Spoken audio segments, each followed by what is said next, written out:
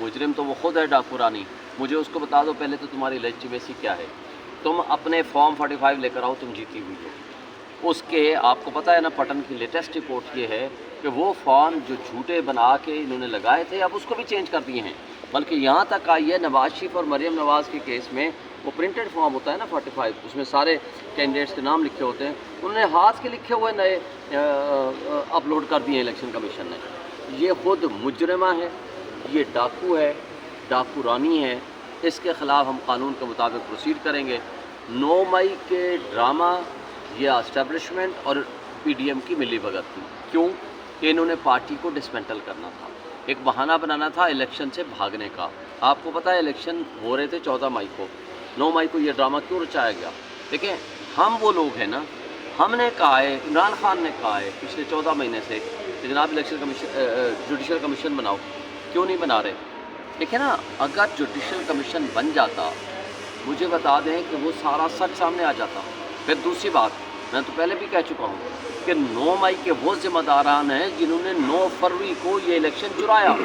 फिर इमरान खान कई दफ़ा ख़ुद कह चुका है, जिसने सीसीटीवी फुटेजेस चुराई हैं। मुझे बताएं, इलेक्शन हाई कोर्ट में जब थे इमरान खान को गिरफ़्तार किया था, उसकी सीसीटीवी फुटेजेस आज तक कहाँ हैं?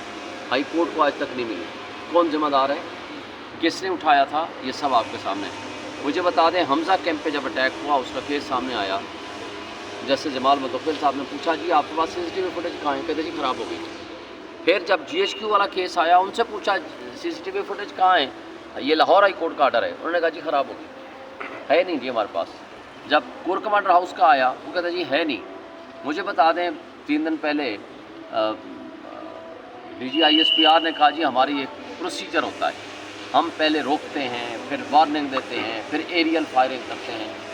तो कोर कमांडर हाउस में मुझे बताएं 2 बजे से कहते हैं कि जी शुरू हुए एक जुलूस आया जो 150 बंदे का या 200 बंदे का, 150-200 बंदे का जुलूस आता है और रात को 8 बजे तक पहुंचता है। रास्ते में किसी जगह ना पुलिस है, ना मजिस्ट्रेट है, ना एक सिंगल पुलिस वाला वहाँ मौजूद है, और ना ही इनकी तरफ से वार्निंग है, ना ही वो CCTV फुटेज पेश की गई, ना एरियल हवाई फायरिंग है ताकि लोग भाग जाएँ। ये क्या था?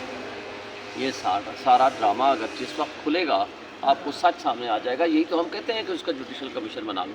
तो बात ये है कि ये सारी चीज़ें जो कुछ सामने आ रही हैं, ये बिल आखिर पूरा जा कर निकलेगा नवाज शरीफ और उसकी फैमिली तक, और उसमें इस्टेब्लिशमेंट के चंद लोग और ये सारे मुलव्वस हैं, और इन लोगों के ड्रामे की वजह से आज तक ये खराबियाँ चल रही हैं।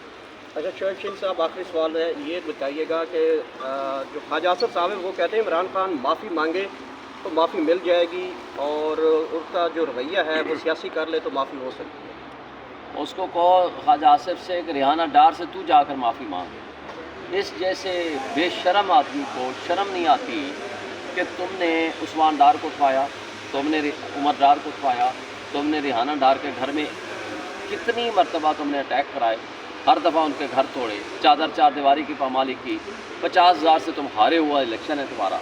तुम्हें शर्म नहीं आती इस उम्र में जाकर ड्रामेबाजियाँ करते हो और फिर माफ़ियों की बात करते हो? तुम्हें जाकर के माफ़ी मांगनी चाहिए पूरी कौम से, तुम्हें माफ़ी मांगनी चाहिए जाकर के रिहाना डार से, फिर उसके बाद आप बात करो। इमरान खान पूरी पाकिस्तानी आवाम का हीरो है, पूरी इंटरनेशनल हमारी जो मुस्लिम उम्मा है उसका हीरो है।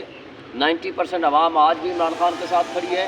अल्हम्दुलिल्लाह पूरे पाकिस्तान की आवाम आज इमरान खान और PTI के साथ खड़ी है।